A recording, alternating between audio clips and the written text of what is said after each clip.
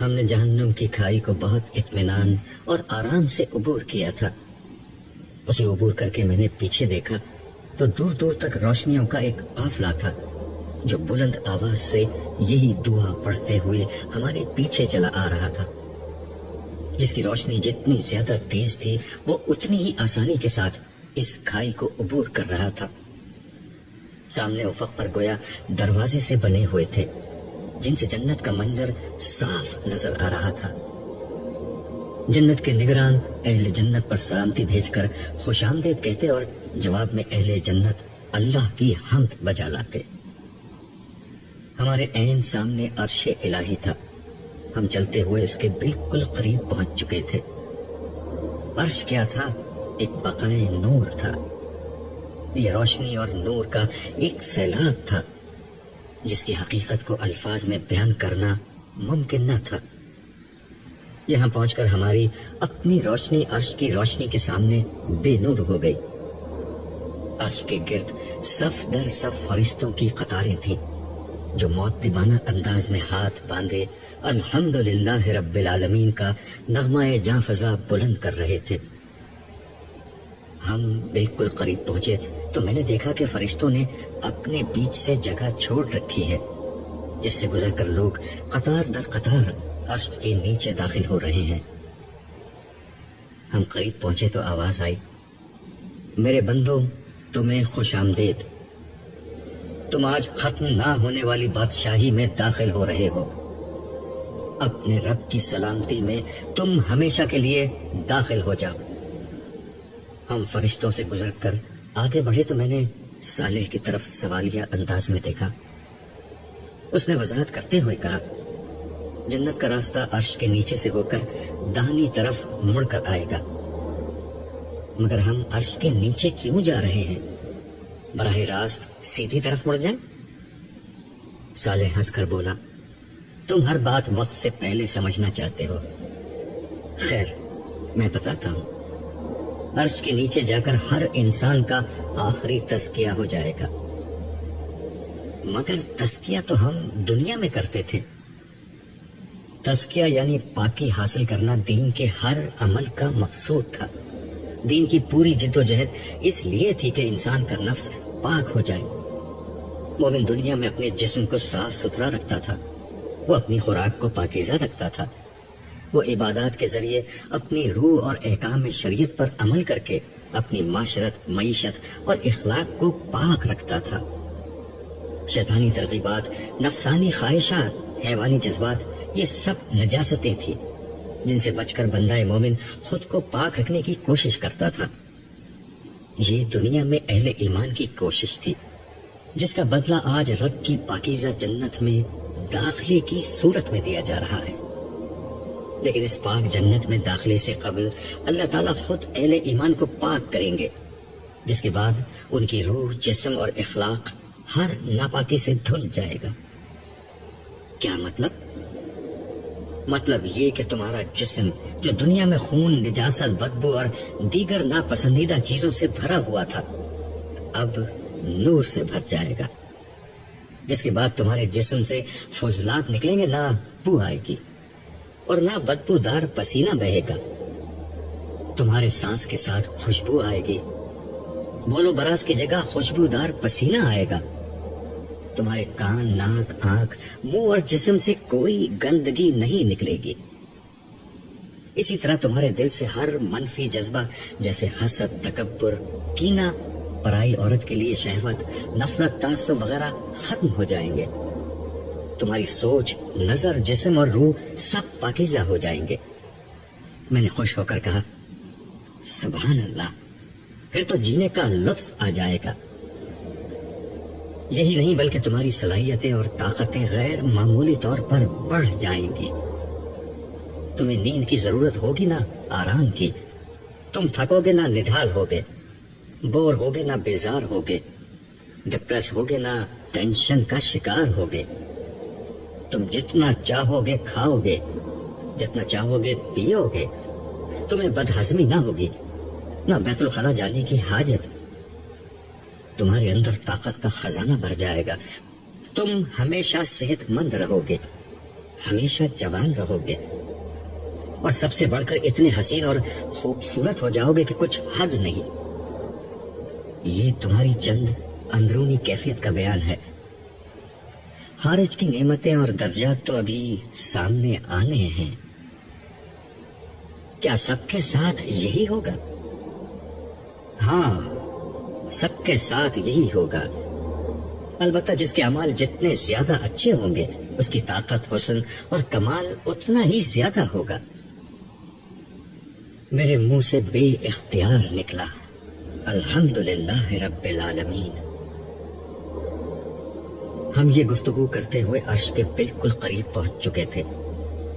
صالح نے یہاں پہنچ کر مجھ سے کہا، عبداللہ اب میں تم سے جدا ہو رہا ہوں، تم یہاں داخل ہوگے تو جنت کے دروازے پر نکلو گے، میں وہیں دروغہ جنت کے ساتھ تمہیں مل جاؤں گا، تم اطمینان سے آگے بڑھو۔ یہ کہہ کر وہ رخصت ہو گیا۔ میں ایک لمحے کے لیے کھڑا سوچتا رہا، آخر اچانک میرے سامنے ایک دروازہ کھل گیا، آواز آئی، اے نفس مطمئنہ، اپنے رب کی طرف لوٹ آ، اس طرح کہ تو اس سے راضی ہے اور وہ تجھ سے، پھر داخل ہو جا میرے بندوں میں اور داخل ہو جا میری جنت میں۔ میں ان الفاظ سے حوصلہ پا کر آگے بڑھا اور دروازے کے اندر داخل ہو گیا۔ میری زبان پر بے اختیار یہ کلمات جاری تھے، اللہ اکبر، اللہ اکبر، لا الہ الا اللہ، اللہ اکبر، اللہ اکبر وللہ الحمد۔ اندر داخل ہوتے ہی مجھے یہ محسوس ہوا کہ میں ایک راہداری میں آگے بڑھ رہا ہوں۔ اندر داخل ہوتے ہی مجھے ایک بہت خوشگوار احساس ہو رہا تھا۔ میرا اندازہ تھا کہ یہ راستہ غیر محسوس طریقے پر دائیں سمت میں مڑ رہا ہے۔ میں کچھ ہی دور گیا تھا کہ اچانک رنگ و نور کے مرغولوں نے میرا احاطہ کر لیا، غوث و قزح کے رنگ میرے اطراف میں جگمگانے لگے۔ میں پورے سکون و اعتماد کے ساتھ آگے بڑھتا گیا۔ یکایک نور کی ایک چادر میرے آر پار ہو گئی، اس کے ساتھ ہی میرے وجود کا ریشہ ریشہ لطف و سرور کے احساس میں ڈوب گیا۔ مجھے لگا کہ میں ہواؤں میں اڑ رہا ہوں، میرا جسم بالکل بے وزن اور ہلکا ہو گیا۔ مجھے لگا کہ میرا جسم تحلیل ہو گیا ہے اور میں صرف روح کی شکل میں باقی ہوں۔ میں بے خود ہو کر آگے بڑھتا رہا۔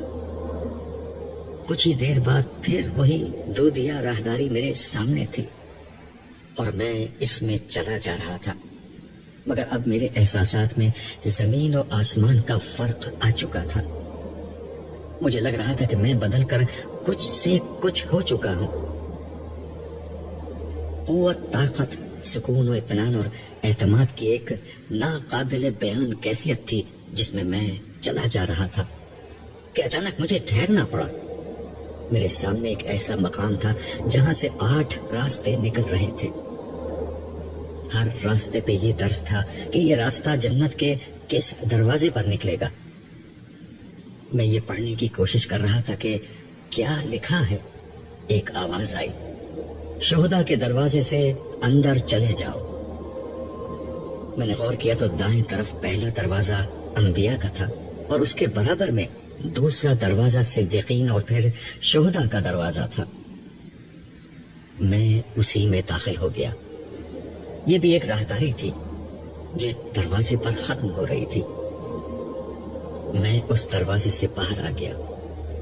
اس سے پہلے کہ میں باہر نکل کر کسی چیز کا جائزہ لیتا، میں نے اپنے سامنے صالح کو موجود پایا۔ اس کے ساتھ ایک فرشتہ کھڑا ہوا تھا۔ صالح کے بجائے اس نے آگے بڑھ کر میرا استقبال کیا اور کہا، السلام علیکم، ہمیشہ باقی رہنے والی جنت کی اس بستی میں آپ کو خوش آمدید۔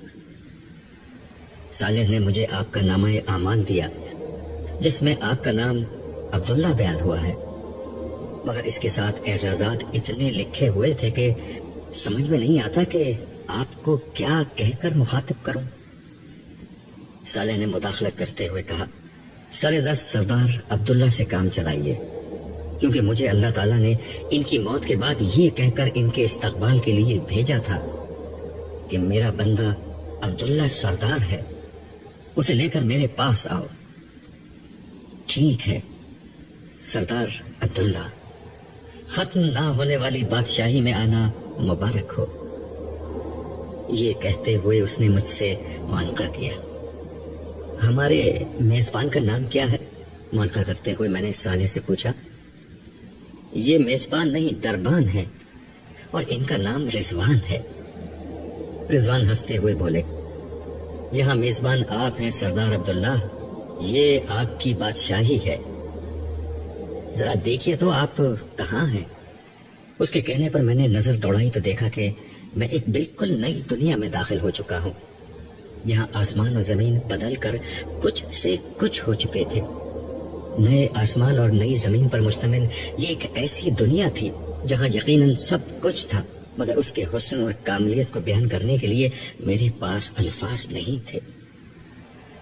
میں زندگی بھر ایک قادر الکلام شخص رہا، مجھے زبان و بیان پر غیر معمولی عبور حاصل تھا۔ الفاظ میری دہلیز پر سجدہ کرتے اور اسالیب مجھ پر القا ہوتے۔ خدا نے مشکل سے مشکل حقائق کے بیان کو ہمیشہ میرے لیے بے حد آسان کیے رکھا تھا، مگر اس لمحے مجھے اندازہ ہوا کہ دنیا کی ہر زبان ان حقیقتوں کو بیان کرنے سے عاجز ہے جو میرے سامنے موجود تھیں۔ میں بالکل اسی کیفیت میں تھا جو پتھر کے زمانے کے کسی انسان پر صنعتی دور کے کسی جدید شہر میں اچانک آ کر طاری ہو سکتی تھی۔ جو شخص اپنے غار کو لکڑیاں جلا کر روشن کرتا رہا ہو، وہ اچانک لیزر لائٹ کی قوس و قزح اور ٹیوب لائٹ کی دودھیا روشنی کے جلوے دیکھ لیتا تو کبھی اس کی حقیقت کو بیان کرنے کے لیے الفاظ نہیں پا سکتا تھا۔ یہی کیفیت اس وقت میری تھی۔ صالح میری بے خودی دیکھ کر بولا، سردار عبداللہ، بے خود ہونے کے لیے ابھی بہت کچھ ہے، بہتر ہے کہ آپ اپنی منزل کی طرف چلیے۔ رضوان نے ایک راستے کی طرف اشارہ کرتے ہوئے کہا، چلیے، آپ کی رہائش گاہ کا علاقہ اس سمت میں ہے۔ ہم آگے بڑھے۔ ایک دبی سرخ رنگ کا قالین اس راستے میں بچھا ہوا تھا۔ ہم اس پر چلنے لگے۔ اس راستے میں دونوں سمت فرشتوں کی قطار تھی جو ہاتھوں میں گلدستے لیے، ریشمی رومال لہراتے، پھولوں اور خوشبوؤں کا چھڑکاؤ کرتے، سلام و مرحبا کہتے میرا استقبال کر رہے تھے۔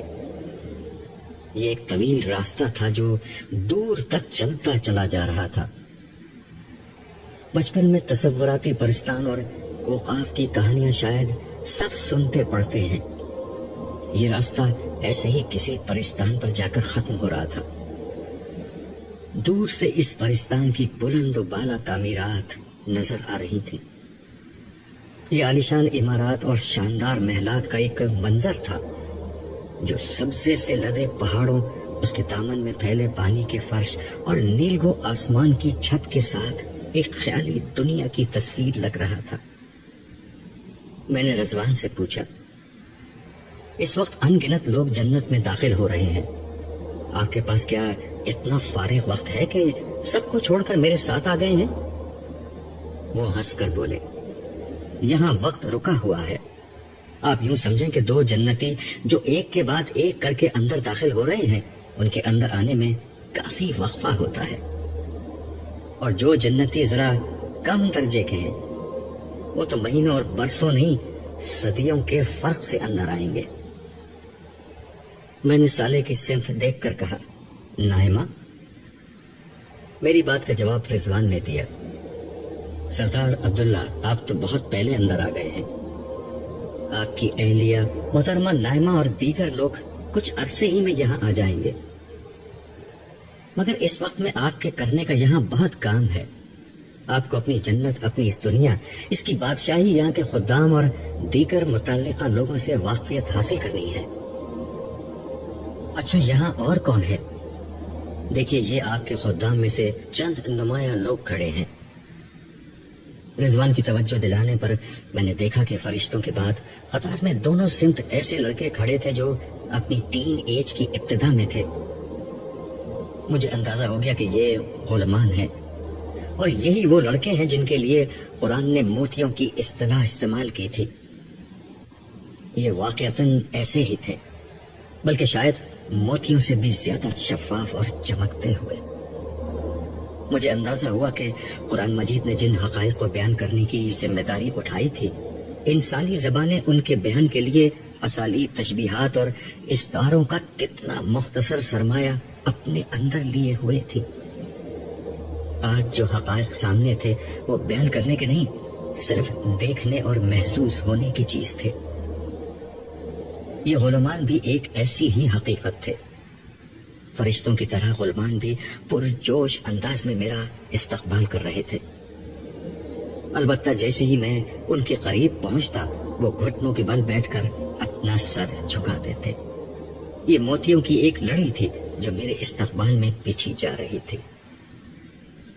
قطار جب کافی طویل ہو گئی تو میں نے صالح سے کہا، بھائی یہ نمایاں لوگ ہی اتنی تعداد میں ہیں تو کل خدام تعداد میں کتنے ہوں گے، اور اتنے لوگوں کا میں کیا کروں گا؟ صالح کے بجائے رضوان نے، جو اسرار جنت سے زیادہ واقف تھے، جواب دیا، آپ زمین سے آسمانوں تک پھیلی ہوئی ایک عظیم بادشاہی کے سربراہ ہیں۔ ان گنت کام ہیں جو آپ کو اس نئی زندگی میں اللہ تعالیٰ کی طرف سے تفویض کیے جائیں گے۔ آپ ان کاموں کے لیے ان خدام کو استعمال کریں گے۔ یہ آپ کی ذاتی خدمت سے لے کر آپ کی عظیم سلطنت کی بیوروکریسی اور انتظامیہ تک کے سارے فرائض سر انجام دیں گے۔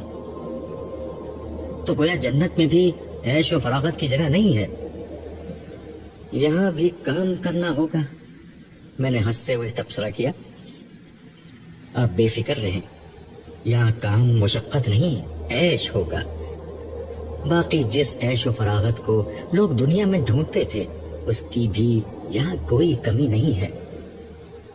مگر یہ کام ہوگا کیا؟ میں تو یہ جانتا ہوں کہ آپ نے بادشاہی میں پیش آنے والے مسائل کے بغیر بادشاہی کرنی ہے۔ باقی اصل حقیقت تو صرف اللہ تعالیٰ جانتے ہیں، اور وہ دربار کے دن یہ ساری باتیں آپ کو براہ راست خود بتا دیں گے۔ ہم کچھ دور اور چلے تو صالح نے کہا، اب حوریں آ رہی ہیں۔ صالح کے اس جملے کے ساتھ ہی مجھے حوروں کے بارے میں اس کی وہ شاعرانہ تعریف یاد آ گئی جو اس نے میدان حشر میں کی تھی۔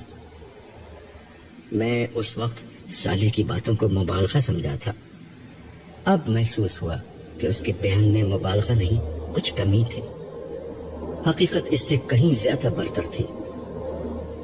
ہم جیسے ہی ان کے قریب پہنچے تو غلامان کے برخلاف انہوں نے ایک مختلف کام کیا۔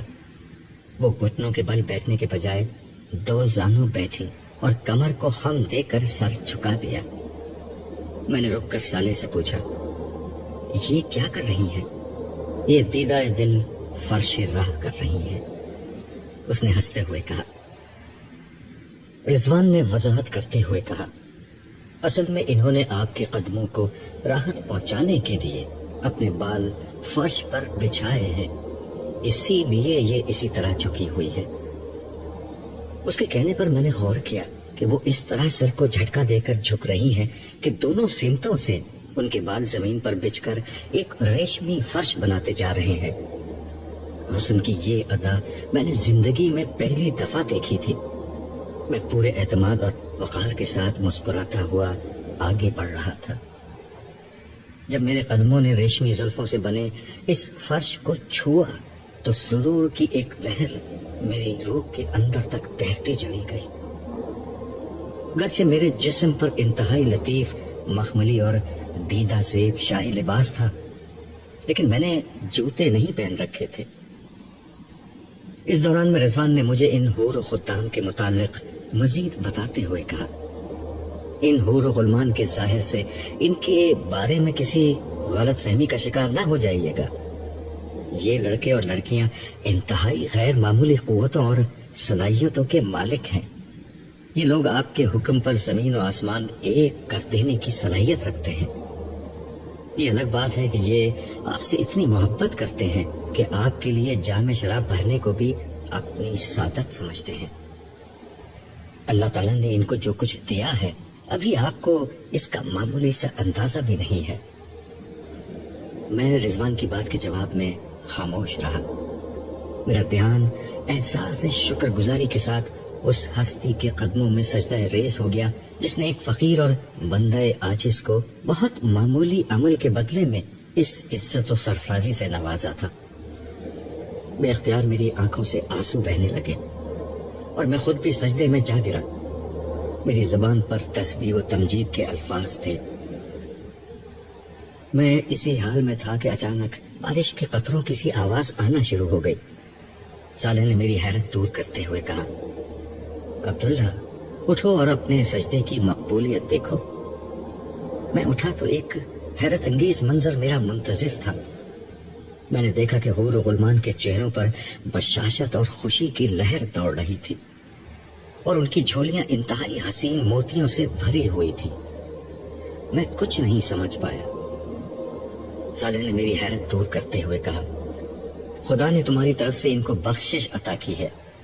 تمہاری آنکھوں سے تو آنسو ہی بہے تھے، مگر خدا نے ان کو قبول کر کے موتیوں کی برسات برسا دی۔ یہ ان کے لیے تمہاری آمد پر ایک تحفہ ہے جو ان کی زندگی کی سب سے قیمتی متاع ہے۔ ہم دوبارہ چلنے لگے اور آخرکار یہ استقبالی قطار ایک بلند و بالا دروازے پر ختم ہوئی۔ ہمارے قریب پہنچنے سے قبل ہی دروازے کے دونوں پٹ کھل چکے تھے۔ یہاں سے رضوان واپس لوٹ گئے اور میں صالح کے ساتھ اپنی رہائش گاہ میں داخل ہو گیا۔ رہائش گاہ کا لفظ میں نے اس لیے کہا کہ کاٹیج ہٹ، گھر، مکان، عمارت، بلڈنگ، بنگلہ، کوٹھی اور محل، قصر اور شہر جیسے تمام الفاظ میری اس رہائش گاہ کو بیان کرنے کے لیے قطعاً ناکافی تھے۔ یہ تا حد نظر پھیلا ہوا ایک وسیع علاقہ تھا جو سر سبز پہاڑوں، ان پر فلک بوس محلات، ان کے دامن میں میلوں پھیلے باغات، ان کے نیچے بہتی ندیوں اور دریاؤں کا ایک ایسا مجموعہ تھا جن کے بیان کے لیے شاید الفاظ تو وہی ہیں جو میرے ذہن میں تھے، مگر ان کی حقیقت، ان کا حسن اور ان کی شان و شوکت ایک بالکل مختلف چیز تھی۔ میں نے اس وسیع منظر نامے پر نظر ڈالتے ہوئے صالح سے دریافت کیا، اتنے سارے محلات میں سے میری رہائش گاہ کون سی ہے؟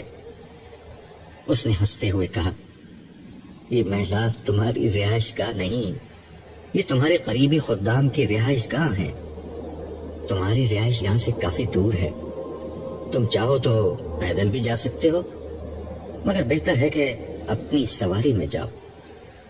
یہ کہہ کر اس نے ایک طرف بڑھنے کا اشارہ کیا۔ میں نے اس سمت دیکھا تو ایک انتہائی شاندار مگر قدرے چھوٹا سا گھر بنا ہوا تھا۔ چھوٹا اس دنیا کے حساب سے تھا، وگرنہ پچھلی دنیا کے اعتبار سے یہ کوئی عظیم الشان محل جتنا وسیع تھا۔ مگر عجیب بات یہ تھی کہ صالح توجہ نہ دلاتا تو میں کبھی اس کی موجودگی محسوس نہیں کر سکتا تھا، کیونکہ یہ مکمل طور پر شیشے کا بنا ہوا اور اتنا شفاف تھا کہ اس کے آر پار سب کچھ نظر آ رہا تھا۔ صالح آگے بڑھا تو میں اس کے پیچھے اس خیال سے چلا کہ اس گھر میں کوئی گاڑی وغیرہ جیسی سواری کھڑی ہوگی، مگر وہ سیدھا مجھے اس گھر کے وسط میں موجود ایک کمرے میں لے گیا جہاں ہیرے جواہرات سے مرصع شاہانہ انداز کی عالی شان نشستیں نصب تھیں۔ صالح نے مجھے اشارے سے بیٹھنے کے لیے کہا، پھر وہ بولا، یہ تمہاری سواری ہے، تمہیں تمہاری منزل تک پہنچا دے گی۔ میں تمہیں تنہا چھوڑ رہا ہوں تاکہ تمہیں یہ معلوم ہو جائے کہ یہاں کے اصل بادشاہ تم ہو۔ تمہیں کسی سہارے، کسی خادم اور کسی فرشتے کی مدد کی کوئی ضرورت نہیں ہے۔ تم جو چاہو گے وہ خود بخود ہو جائے گا۔ اب میں تمہیں تمہارے گھر میں ملوں گا۔ قبل اس کے کہ میں کچھ کہتا وہ باہر نکل گیا۔ صالح کی اس بات پر میں شوق میں آ گیا تھا، بلکہ سچی بات تو یہ ہے کہ جنت میں داخلے کے بعد سے میں ایک مسلسل شوق کی حالت میں تھا۔ ہر لمحے ملنے والی مسرت آمیز صدمات نے مجھے قدرے معاف کر دیا تھا۔ تاہم کچھ دیر میں خود کو سنبھال کر میں سوچنے لگا کہ میں کہاں ہوں اور کیوں ہوں، اور یہ کہ صالح نے مجھ سے ابھی کیا کہا تھا۔ صالح کے الفاظ کو میں نے ذہن میں دہرایا اور اس کی بات کا مطلب سمجھ میں آتے ہی مجھ میں انتہائی غیر معمولی اعتماد پیدا ہو گیا۔ مجھے لگا کہ میری بادشاہی اس لمحے سے شروع ہوتی ہے۔ تاہم سوال یہ تھا کہ یہ گھر یا سواری چلے گی کیسے؟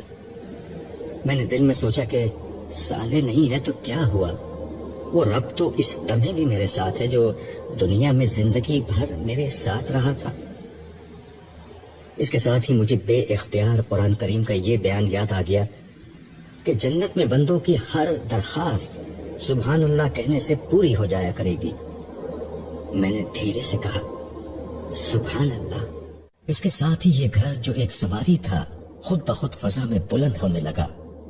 میں خوشی سے کھلکھلا اٹھا اور میں نے زور سے پکار کر کہا بسم اللہ مجریہا و مرساہا۔ اس کے ساتھ ہی یہ گھر جو ایک سواری تھا خود بخود فضا میں بلند ہونے لگا۔ یہ پیغمبر نوح علیہ السلام کے الفاظ تھے جو آپ نے اپنی کشتی میں بیٹھ کر کہے تھے۔ میری سواری دھیرے دھیرے ایک سمت بڑھنے لگی۔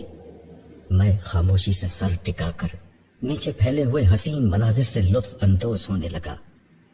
گھر دھیرے دھیرے اڑ رہا تھا کہ مجھے محسوس ہوا کہ نیچے شام سا دھندلا پھیلنے لگا ہے۔ کچھ ہی دیر میں ہر طرف مکمل تاریکی چھا گئی۔ اس کے ساتھ ہی شیشے کا یہ گھر دودھیا رنگ کا اس روشنی سے جگمگا اٹھا جس کا ماخذ اور منبع کہیں نظر نہ آتا تھا۔ اندھیرے میں میرا سفر جاری تھا۔ باہر دور تک گہری تاریکی چھائی ہوئی تھی، مگر اس تاریکی میں کوئی اندیشہ، کوئی خوف نہیں تھا۔ تاریکی کی اس تہہ پر دبی سناٹے کی ایک اور تہہ جمی ہوئی تھی، مگر اس سناٹے میں بھی کوئی وحشت، کوئی دہشت نہیں تھی۔ اندھیرے کی طرح یہ سناٹا بھی اپنے اندر ایک عجیب نوعیت کا سکون اور سرور لیے ہوئے تھا۔ ایسا لگتا تھا کہ خاموشی کے بغیر آواز کے نغمے بکھرے ہوئے ہیں جو کانوں کے بجائے دل کے دروازوں سے وجود ہستی پر ہولے ہولے دستک دے رہے ہیں۔ بغیر ساز کے کچھ سر فضا میں بکھرے ہوئے ہیں جو سماعتوں کے در و دیوار کے بجائے شعور کے دریچوں سے میں گدائے دل کی دنیا میں داخل ہو کر محو رقص ہیں۔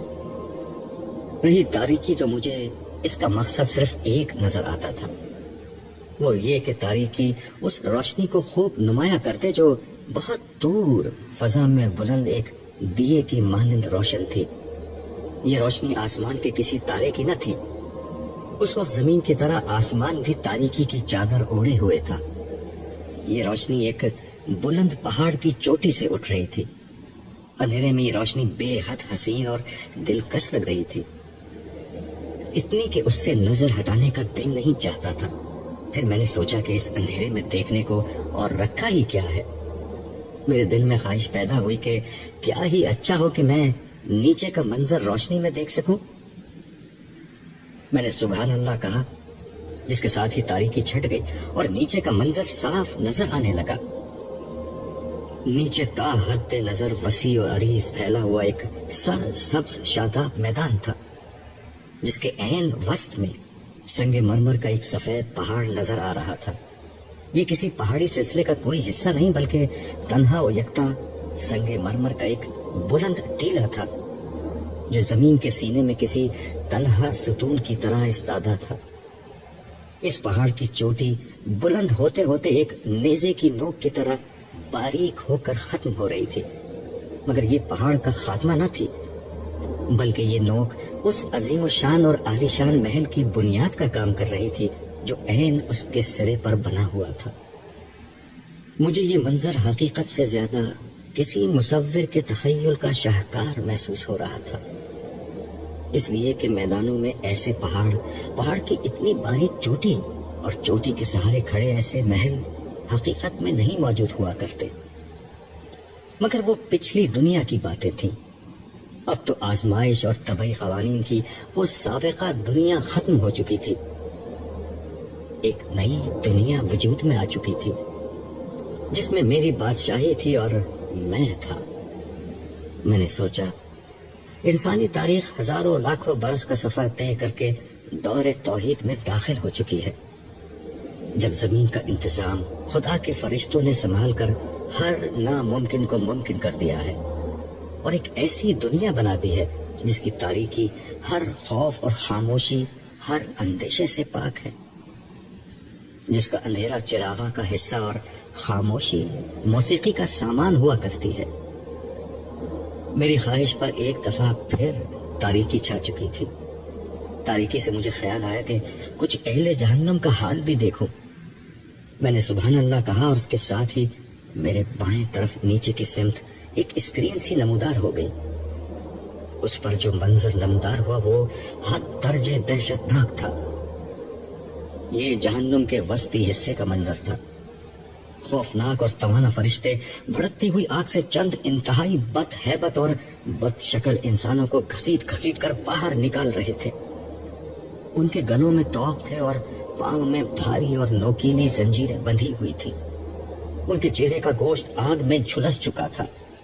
ان کے جسم پر تارکول کا بنا ہوا لباس تھا جس سے سلگتی آگ ان کے گوشت کو جلا رہی تھی۔ وہ شدت تکلیف کے بارے چیخ رہے تھے، رو رو کر اللہ سے فریاد کر رہے تھے کہ انہیں ایک دفعہ دنیا کی زندگی میں جانے کا موقع دیا جائے، پھر وہ کبھی ظلم، کفر اور نا انصافی کے قریب بھی نہیں بھٹکیں گے۔ مگر وہاں چیخنا، رونا اور دانت پیسنا سب بے سود تھا۔ پھر ان جہنمیوں نے چلا چلا کر پانی مانگنا شروع کیا تو فرشتے ان کو گھسیٹتے ہوئے پانی کے کچھ چشموں تک لے گئے۔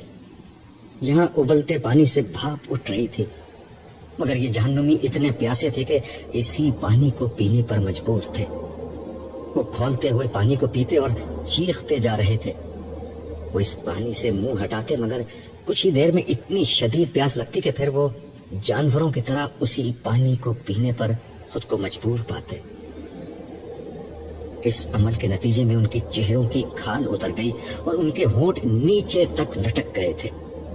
یہ منظر دیکھ کر میں نے بے اختیار اللہ کی پناہ مانگی اور اس کا شکر ادا کیا کہ اس نے مجھے اس بدترین انجام سے بچا لیا۔ پھر میں اس منظر کو بھول کر اس جاذب نظر روشنی کو دیکھنے لگا جو پہاڑ کی چوٹی پر بنے میرے محل سے اٹھ رہی تھی۔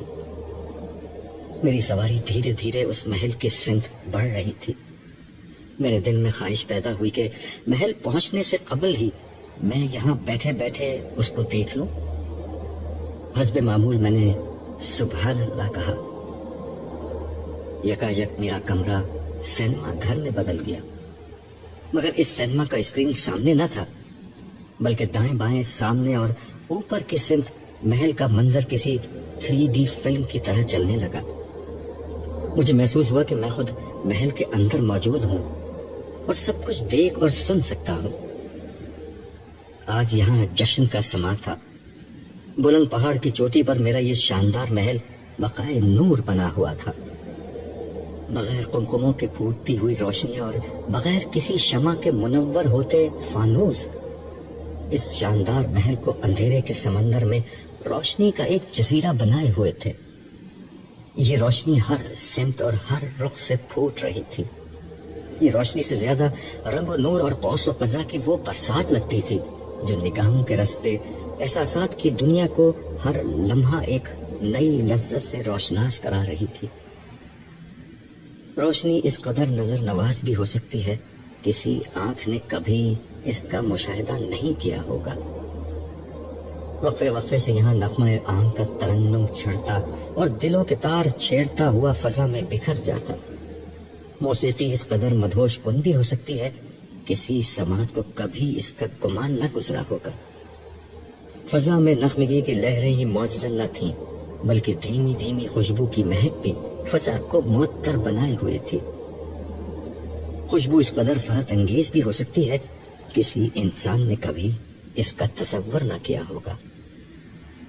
وسیع و عریض محل کی راہداریوں پر خدام کی چہل پہل بکھرے موتیوں کا منظر پیش کر رہی تھی۔ ان کے چہروں پر روشنی، لباس میں خوبصورتی، گفتار میں دلکشی اور انداز میں مستدی تھی۔ ان خدام کی منزل محل کے کونے پر بنا وسیع و عریض باغ تھا۔ یہ باغ کیا تھا؟ سبزے، پھولوں اور درختوں کا ایک ایسا گلدستہ تھا جس نے اپنے حسن سے چمن بندی کی ہر انتہا کو مات دے دی تھی۔ ہزارہ رنگ اس باغ میں بکھرے ہوئے تھے۔ صرف ایک سبز رنگ نے اتنی مختلف شکلوں میں اپنا ظہور کیا تھا کہ انہیں گنا نہ جا سکتا تھا۔ بلند و بالا درخت اور ان پر لگے ان گنت اقسام کے پھل، ہر درخت پر مختلف رنگ کے پتے، हजार हा तरह के पौधे, जिन पर लगे हुए रंग बिरंगे फूल और कलियां। फिर ये सब कुछ बेतरतीब न था, बल्कि असल हुस्न उस तरतीब में ही था जिसके साथ इन दरख्तों, पौधों और फूलों को मुनज़्ज़म किया गया था। ये बाग किसी शायर की दिलावेज गजल की तरह था, जिसमें मुंतशिर अल्फाज को वजन, काफिया और रदीफ के नज़्म में पिरोकर एक शाहकार तख्लीक किया जाता है। इस हसीन और जमील बाग के हुस्न में वो रास्ते और रविशें क़यामत ढा रही थीं, जो याकूत, मोती, ज़मरुद, नीलम और फिरोजे जैसे कीमती पत्थरों के संग रेजों से बनाई गई थीं। इस पर मजीद वो नहरें थीं जो बाग के दरमियान बहती हुई आंखों को एहसास लताफत और उनके बहने की आवाज कानों को सुरूर बख्श रही थी।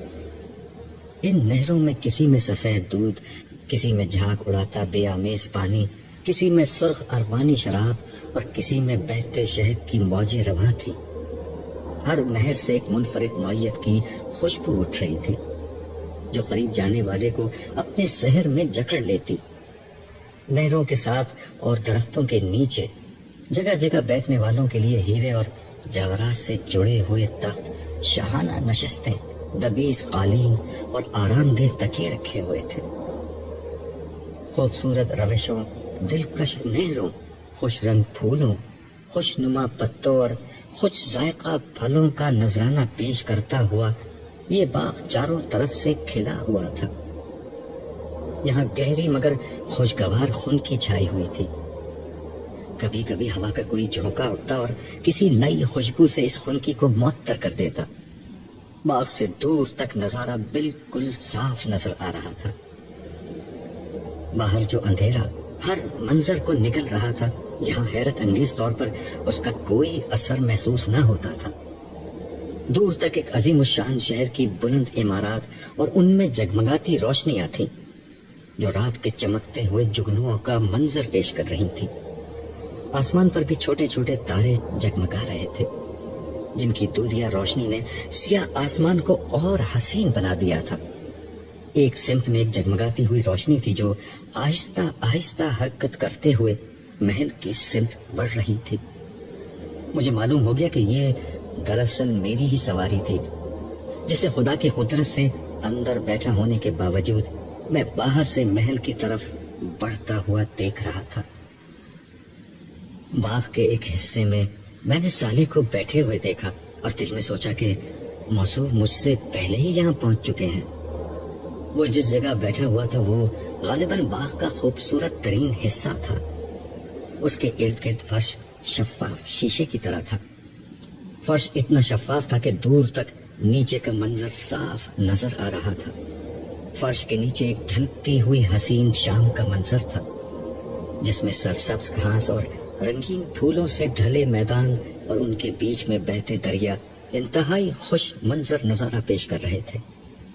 यहाँ से नजर नीचे दौड़ाने पर एक हसीन शाम नजर आती तो इर्द गिर्द एक महकती और चमकती हुई शब का मंजर था।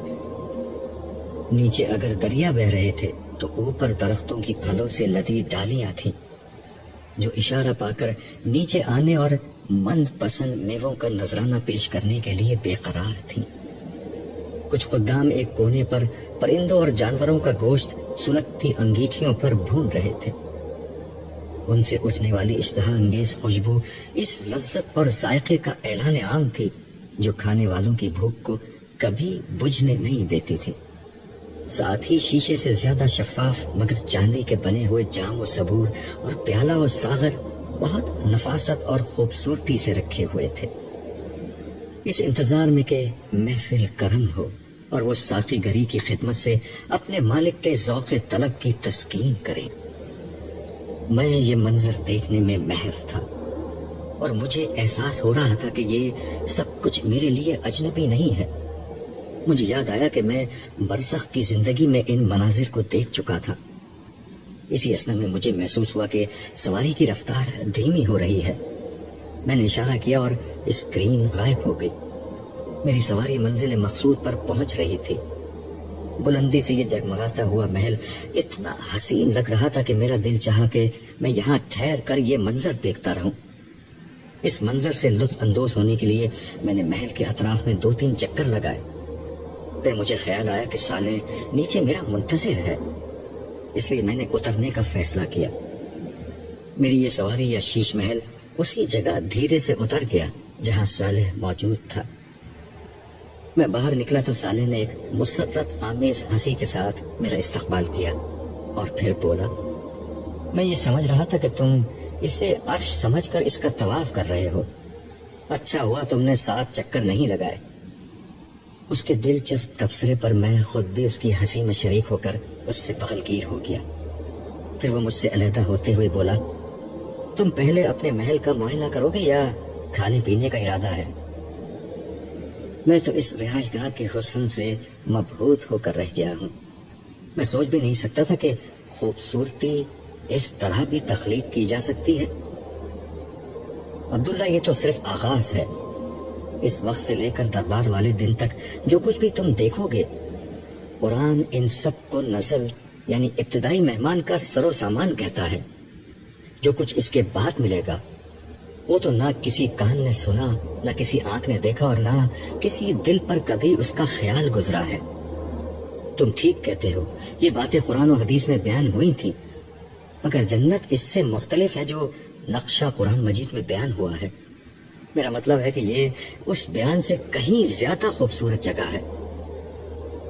اس کا سبب یہ ہے کہ جنت کا قرآن میں ذکر نزول قرآن کے وقت اہل عرب کے ذہنوں میں پائے جانے والے عیش و عشرت کے اعلیٰ نمونے کے پس منظر میں ہوا تھا. یعنی جن چیزوں کو اہل عرب زیادہ بڑی نعمت سمجھتے تھے اسی کو بیان کر دیا گیا.